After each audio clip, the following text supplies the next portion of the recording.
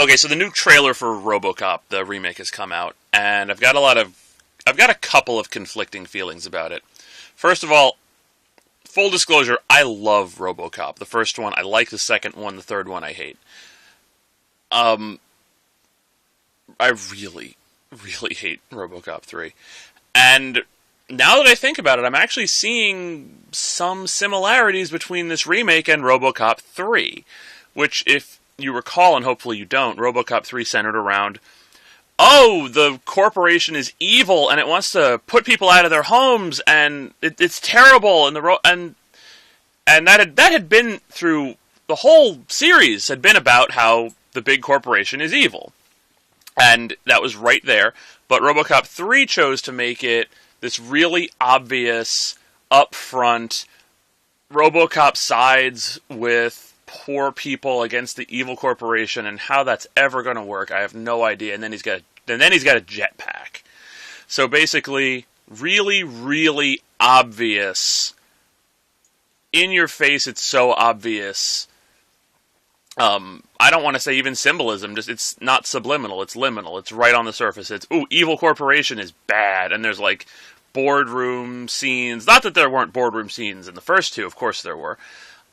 Nothing as interesting as the first one, and nothing as evil as the second one. Honestly, the second one, written by Frank Miller, was all just silly, but had a weird funness to it. But it's like it's that cartoon super villainy jump that 3 made, juxtaposed with, oh, the poor family, and at least in the third one they left Murphy's family alone.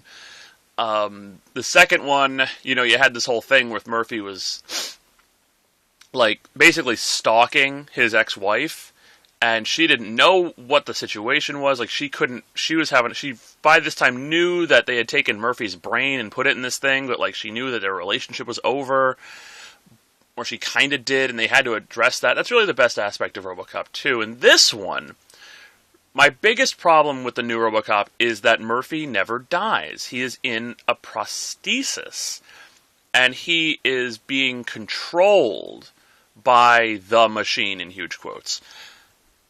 Which I actually think is an idea that has some merit. It's not a bad idea. But it's not Robocop. Robocop's a dead guy. He's a Frankenstein. He's a Frankenstein whose memory has been erased, who is now basically property. So you got a lot of stuff going on, a lot of big sci-fi ideas relating to individual ownership, agency, slavery. But this guy, he's more like they're trying to say about, I guess, training and like how people are programmed in the military. And then you got Michael Keaton, who's like the hip new executive, which frankly looks like the best thing in the whole movie. Michael Keaton and I, we go way back, don't we? Anybody who's a Batman fan, it owes huge, it was just a huge fan of Michael Keaton, in my opinion. And if you're not, I don't understand you. And I'm totally cool to see him do whatever he wants to do in this movie. And then you got the design. The design, my God. I mean, does it get better than the Robocop design? I don't think so. He was designed with, he's from Detroit, so he's got this, classic car vibe going on. And it's, you got the nice flat aluminum against the black rubber. It's got classic car vibe, it's got fetish vibe, it's got everything you need.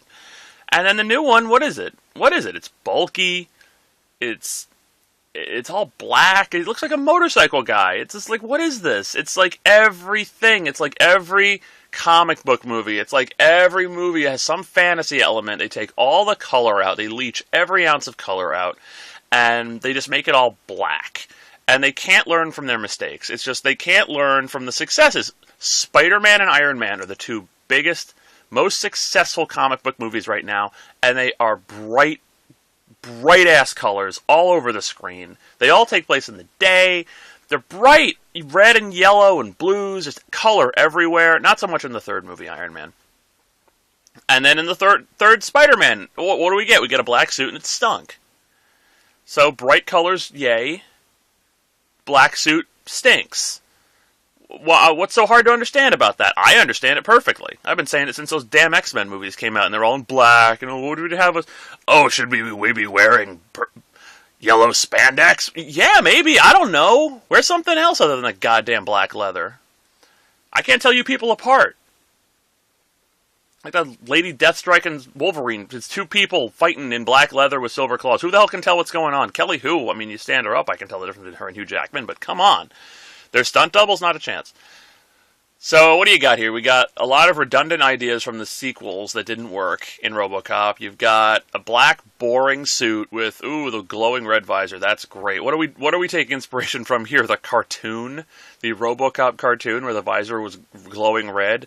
If you're digging ideas out of the RoboCop cartoon series, now I have some fond memories of it, don't get me wrong, but yikes. That's kind of like that's kind of like if they had gone to if the new Rambo movie had actually had given reference to like some of his Force of Freedom colleagues. Although, frankly, I think RoboCop shooting a machine gun at a battleship might have livened that movie up. So basically, yeah, not much confidence in the new RoboCop picture. I think it will have something going on.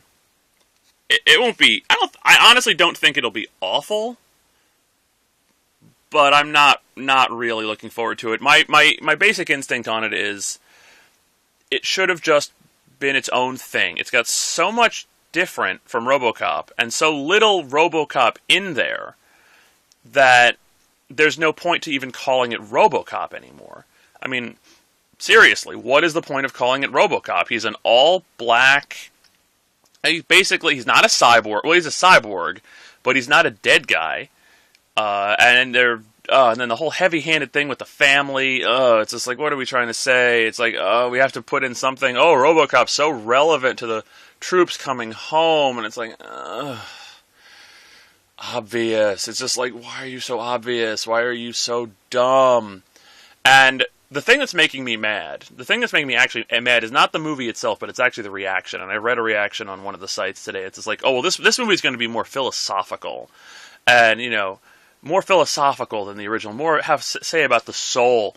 And if you watch RoboCop, it does have things to say about the soul, and it is philosophical. It's only they get that stuff through very fast and very efficiently.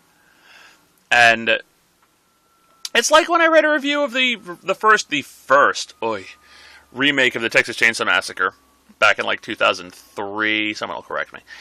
And it's like, this movie's going to be less gore and more suspense. You can fit... I hate uneducated reviewers, because you can fit the amount of liquid blood on the screen in the Texas Chainsaw Massacre in a 20-ounce soda bottle.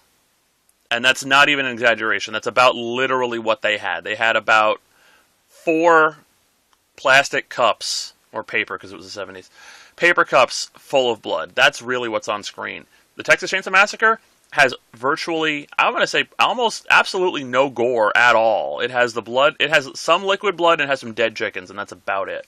It's all suspense. And this new reviewers are like, the makers were like, no, it's going to be psychological, not like the original. It's a gore fest. So that's what makes me mad. And that's what makes me mad about this new RoboCop. Because RoboCop does have soul. Full disclosure, I wrote a couple of papers on RoboCop in college. So I actually, I have been mining that field for depth for a long time. And I will take on anybody who says RoboCop does not have heart and soul. So there you go. There's my early thoughts. Like I said, the whole movie, it could blow... you know what? I could be totally wrong. Maybe it'll blow the back of my head off and it'll be so great. But it won't. So I'm going to see it because I'm a big RoboCop fan. And I have to know. It's like the same way almost... it's the same way I dragged myself to episodes 2 and 3, Star Wars. I'm like, all right, well, we got to see this, don't we? All right.